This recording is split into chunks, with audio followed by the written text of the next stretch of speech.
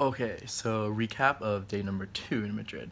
So we left the hotel and we moved to our places where we'd be living in the city. So for me, I'm living in a place called, a place known as a residencia, so La Residencia, which means like a residency. It's like basically like a residence hall for students.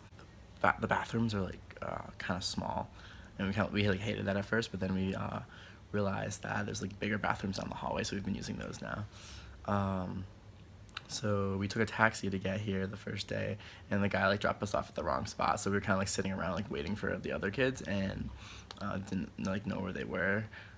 But it turned out he dropped us off at the wrong spot, so we had to walk up the street a little bit. So that was fine. And then we went out to like a bazaar, and we got laundry baskets because we need our laundry bags because we need to put our laundry in bags for when they get washed.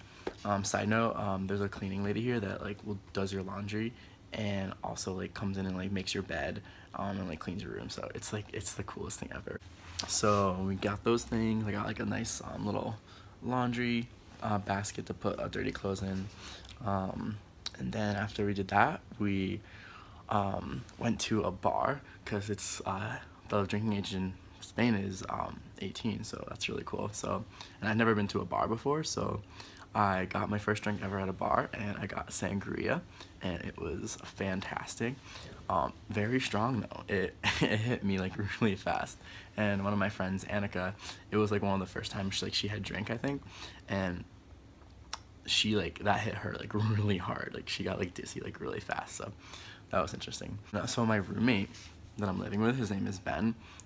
Apparently we had met before this, and we didn't even know it. I thought he looked familiar and he thought I looked familiar, but none of us like said anything to each other. So it turns out that he came to Bryant my freshman year, and we had like a mutual friend at the time, and we like were in the room together for like 15 minutes, like, and we talked. So that was kind of like funny to realize that it's like a small world that I ended up rooming with him. And then we went to this place called El Corte Inglés, which is like basically like an American mall. So it has like perfume places and like lots of like clothes and stuff like that. It kind of looks like you're like in a JCPenney's or Macy's, so that's pretty cool.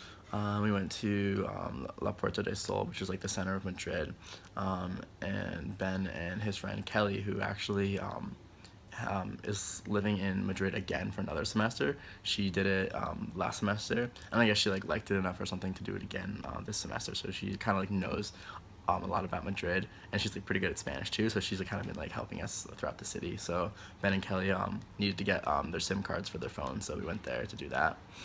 So while they were doing that, me and my friend Eliana and my friend Annika, who I mentioned before, we went to this place called El Mercado del San Miguel, which is like the marketplace of Saint Miguel, and it's this like building that has all glass walls around it, and it's basically like a bunch of like tiny stores that sell different types of food, and we found this one place that has olives, aceitunas, and I got a bunch of different little olive sticks, like skewers. They were like $1 each, so I got like, or €1 each, so I got like 3 of them. And one was aceitun y artichofa, which is tuna and artichoke. And that one was so good. Like the olives were so fresh and so tasty. And then I got one with carne, which is meat, and then one with queso, which is cheese, and they were like the best olives I've ever had ever. They were so good. And then I also, for like dessert, I got this thing called un trufa menta, which is a mint truffle, and it was so good. Like the food here is like absolutely incredible. Like I'm obsessed, and I want to move here. They actually banned GMOs, so none of the food has any like preservatives in it, so I've noticed like the food is like a lot fresher, and I'm pooping less often, and I wonder if that's why. Oh god, I'm weird. So we went to this like bar, and they had this stuff, like this beer that had like lemon in it. So like lemon flavored beer. It tasted like lemon juice. It was like not even beer, so it was really good. I don't like beer, so yeah, I had that. It's good. And then so we met these Spanish kids. They are the friendliest and coolest people ever. Like I'm completely obsessed with them. It's really interesting because their group, each of them speaks like a different like level of English. Some of them are fluent, some of them speak a little bit of English, and then some of them like don't speak English at all. So what's really cool is that like for our group it's like the same way. Like some of us are fluent, while others are not fluent at all. So it's really interesting to see that.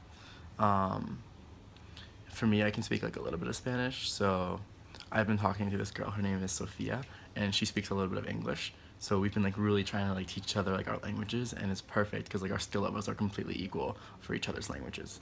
So that's really cool. And then we ended up leaving, and we ended up getting like lost in the city. We couldn't figure out like which way to go back, but we've turned on our maps, and then we realized we just had to go back and then up the street. So it was like actually not that bad. So for dinner with the Spanish kids, after we got dressed, we went out to dinner with them, and we went to this place that was like underground. It was kind of like it was like a restaurant that had like a Japanese influence to it. So I got chicken katsu, which was really good, and we also got like 2 bottles of wine for the table. So the whole time we were just like drinking wine and talking, and I was talking to my friend Maria, who's Spanish, and we literally just talked like the whole night in Espanol, and it was like the coolest thing ever to like finally like be like conversing in Spanish. Like I had a little bit of trouble, but it was like really fascinating to do that.